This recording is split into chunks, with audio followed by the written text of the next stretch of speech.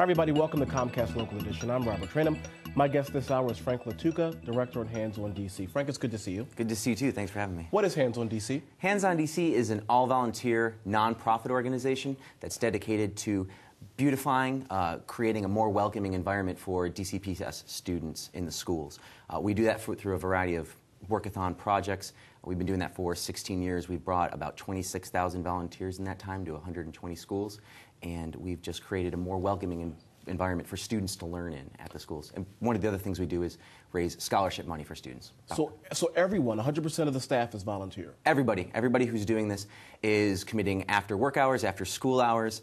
There's no paid staff, there's no central office. Wow. Yeah. That's very admirable. Well, very thank you. much. So it sounds like you're actually walking the walk and talking the talk, really. We'd like to think so. We certainly do. And more importantly, we really feel that there's a need in the DCPS, both in the beautification and the scholarship money. We've raised about $500,000 in this time for graduating DCPS students. Frank, you mentioned a few moments ago the walkathon. Walk us through that, literally and figuratively. Yeah, the workathon is actually... Workathon. Yeah, it's okay. The workathon is, this year, it's May 15th, and it's a single-day event. We bring about 2,000 volunteers to 27 schools this year to work all day on a variety of beautification projects. And that means everything from painting hallways and lockers and stairwells and doing some landscaping to more intense and specialized projects such as painting murals, or we've set up computer labs or built shelving for library and book drops for libraries at schools. We've also done baseball diamonds, computer labs, just a variety of things that the school needs and things that make the school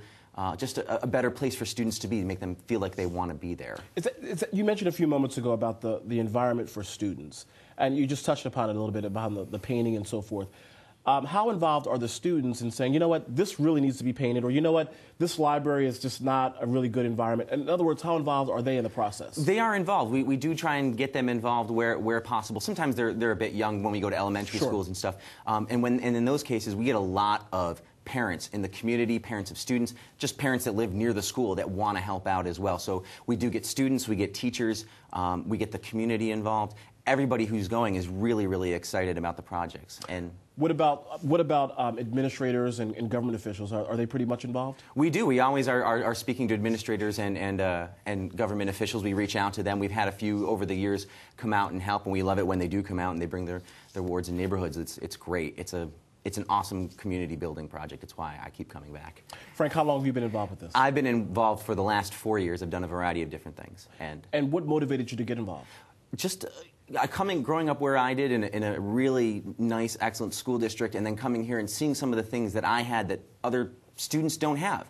And it's one of those things that you can't really calculate. You can't really say what it is worth to a student to have a nice-looking mural on a wall or a baseball diamond that's usable. Those types of things you can't calculate, but they have a really positive effect on students, I'm sure. How do you know that? I mean, how do you measure success? Is it a simple thank you from the students, or is it physically seeing this mural painted on the wall? If you go to our website at handsondc.org, you'll see plenty of pictures of students. They're on our Facebook and our Twitter, all those places, of students who are happy. We have thank you letters written from people. We have administrators who say thank you. And another way, the way we measure success is that those schools stay committed to keeping up the work that we've already done. So, and then they keep asking us back to help out with different things every year. So I feel like that's one of the ways we measure success, is that we keep being involved. And are you all over D.C.? Is there a particular section of the city that you focus on a little bit more? Or? We just go to the school. We ask all the schools at the beginning of the year, if you need help, let us know. And we go through the process of looking at those schools that need the most need. So we tend to be in the biggest need areas. We'll go everywhere. I have to ask this question, Sure. and it may be a little awkward, but do you ever say no? Because frankly, you don't have the resources, or perhaps maybe the school doesn't need your help as much as they think they may need your help. We do. We speak to those schools, and we also work with DCPS to determine that certain schools that are maybe going to have a larger project later on in the summer, we don't want to do work that's going to later get done over. So the good news is everybody who volunteers is doing work that is needed and is also not going to get worked over later in the year. Frank Lattuca, please keep up the good work. You're doing a phenomenal job. Thank you very much. And of course, a special thank you to all your volunteers as well. Appreciate it. Anybody who's interested should visit our website. Thank you. Absolutely. And to find out what Comcast is doing in your community, click on the On Demand button and then get local. As always, thanks for watching, everyone. Have a fantastic day.